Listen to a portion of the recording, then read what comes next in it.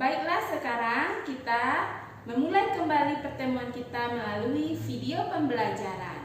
Nah, pagi ini kita akan mencobakan membahas tentang pecahan. Dulu di kelas 4, anak-anak ibu pasti sudah pernah mempelajari tentang pecahan. Nah, sekarang kita kembali mengulangi materi tersebut. Nah, sekarang kita perhatikan ke papan tulis kita. Ini adalah dua buah gambar yang berbeda.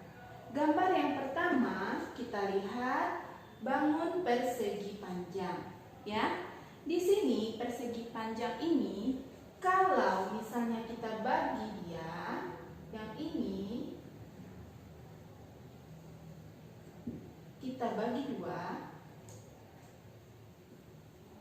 Nah, kita lihat di sini dari satu bagian ini kita pecah dia menjadi dua bagian yang berbeda. Yang ini tadi ya.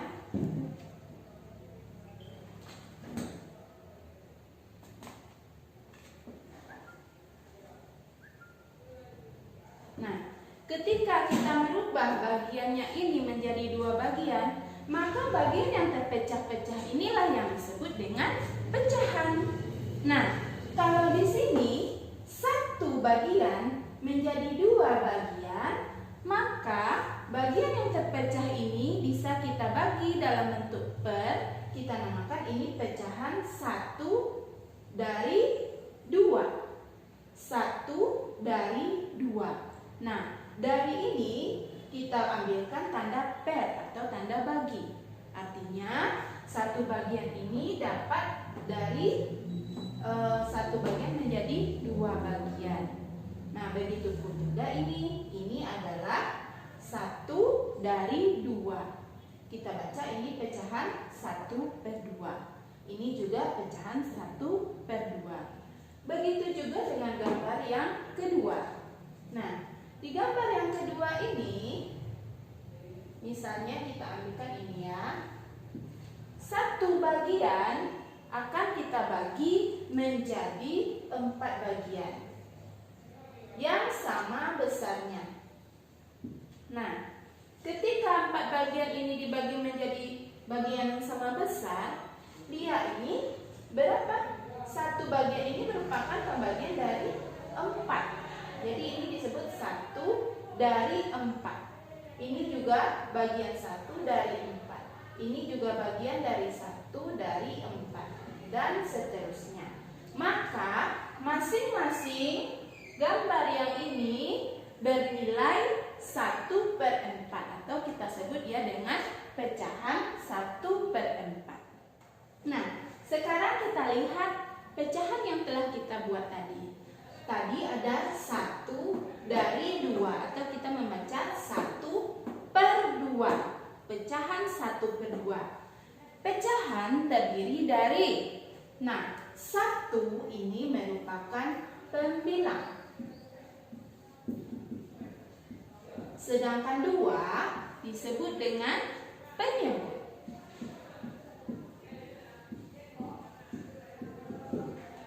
Nah, bisa anak-anak ibu semuanya? Kalau kamu bisa, sekarang coba kamu lihat tugas berikut.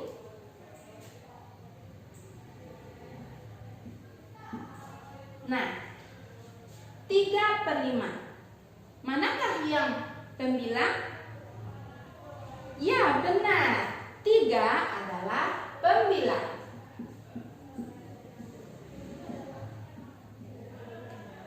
Manakah yang penyebut?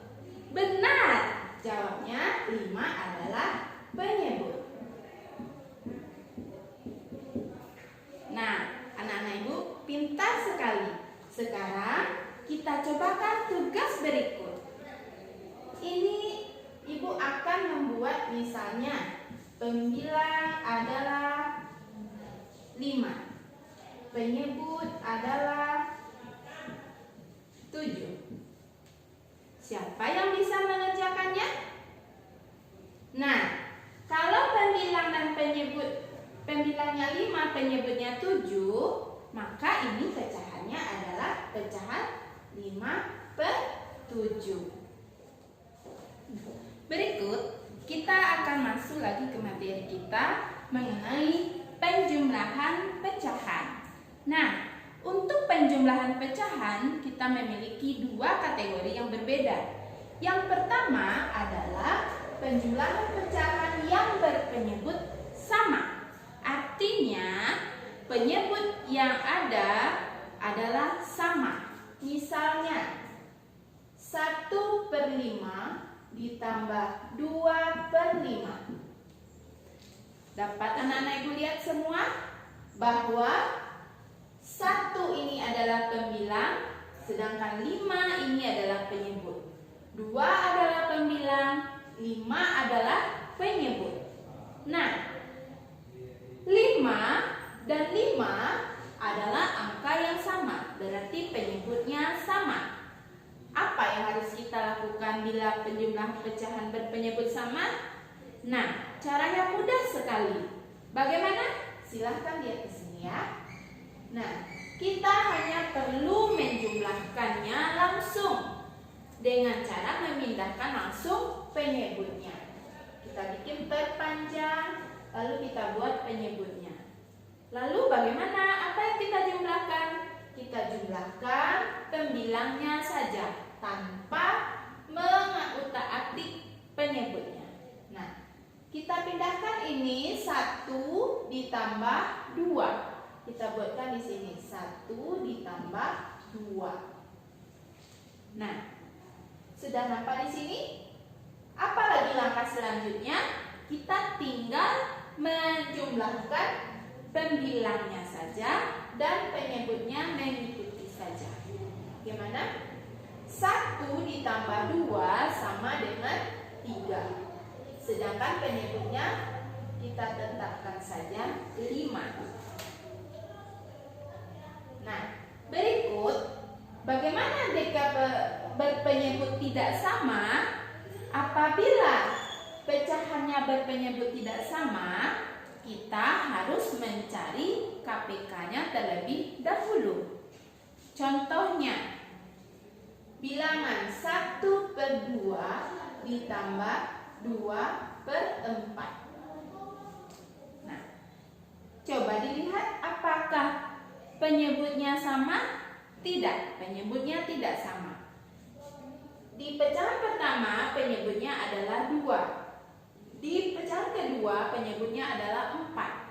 Sebelum kita menggabungkan pecahan tersebut, kita harus mencari KPK-nya terlebih dahulu. Nah, anak-anak ibu sudah pernah belajar KPK sebelumnya? Ya, bagus sekali. Kamu sudah pernah mempelajarinya di kelas 4. Namun, kalau kamu lupa, kamu bisa kembali mengingatnya. Nah, bilangan pecahan berpenyebut tidak sama, dalam menjumlahkannya kita harus menyamakan penyebutnya terlebih dahulu. Bagaimana sih maksudnya menyamakan penyebut? Nah, misalnya di sini 2 dan 4, kita harus menyamakan penyebutnya bisa menggunakan KPK.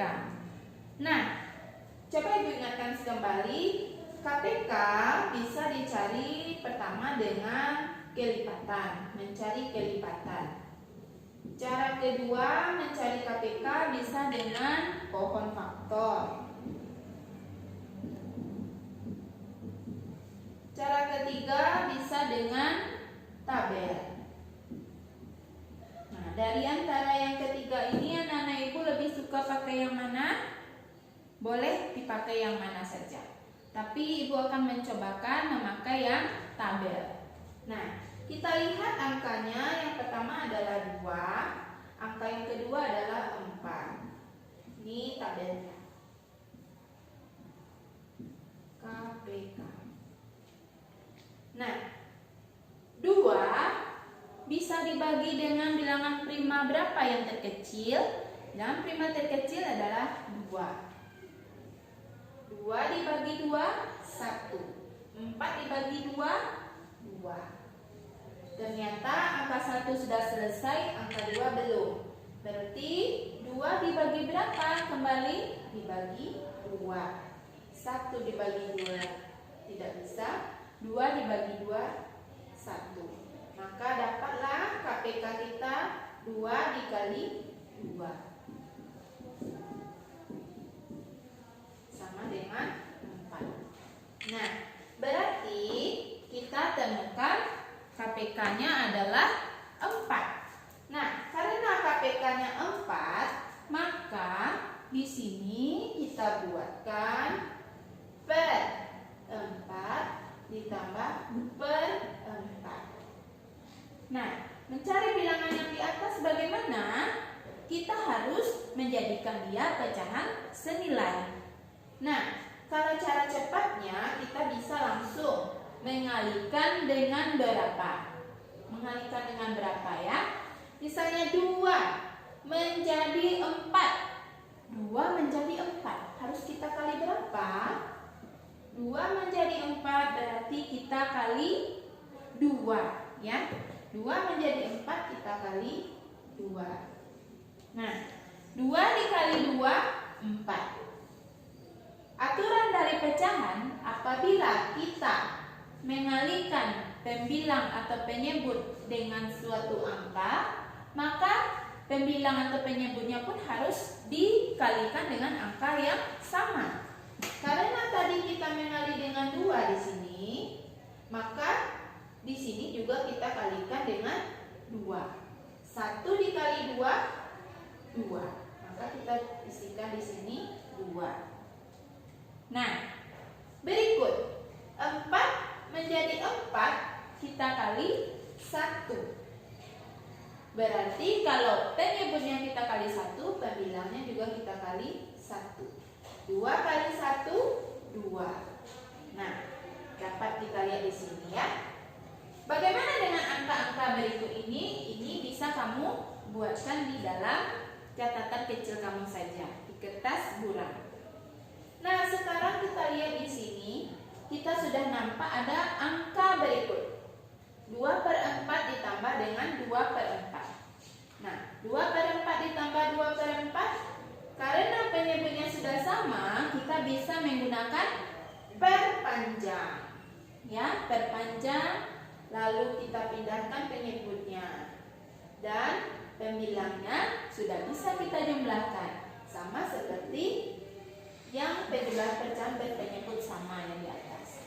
Ya, baru bisa kita jumlahkan 2 ditambah 2 sama dengan 2 tambah 2 adalah 4 per 4. Bagaimana anak-anak ibu semua? Sudah paham? Nah, kalau sudah paham, nanti kita coba mengerjakan latihannya. Kita lanjut dengan contoh soal. Tadi kita sudah membahas tentang pecahan berpenyebut sama dan tidak sama. Jadi sebelum kita bisa menjumlahkan, kita harus menyamakan penyebutnya terlebih dahulu. Nah, kita lihat pada soal yang nomor 1. 3 per 6 ditambah 1 per 6. Nah, yang perlu kamu perhatikan adalah penyebutnya. Yang mana yang penyebut? Apakah yang di atas atau yang di bawah? Benar, penyebut adalah yang bagian bawah. Nah, 6 adalah penyebut dan kebetulan dari soal pertama penyebutnya sudah sama.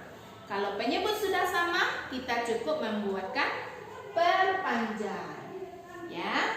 Lalu penyebutnya kita buatkan di sini 6. Dan pembilangnya sudah bisa kita jumlahkan langsung. 3 ditambah 1. Nah, 3 ditambah 1 adalah 4 dan penyebutnya 6. Ya. Nah, sekarang kita lihat soal yang kedua. 3 per 4 ditambah 1 per 3. Coba dilihat penyebutnya. Yang pertama 4, yang kedua 3. Dan penyebutnya belum sama. Oleh karena itu kita harus menyamakan penyebutnya. Bagaimana caranya? Ya, bisa kita menggunakan KPK, bisa menggunakan pohon faktor, bisa menggunakan tabel.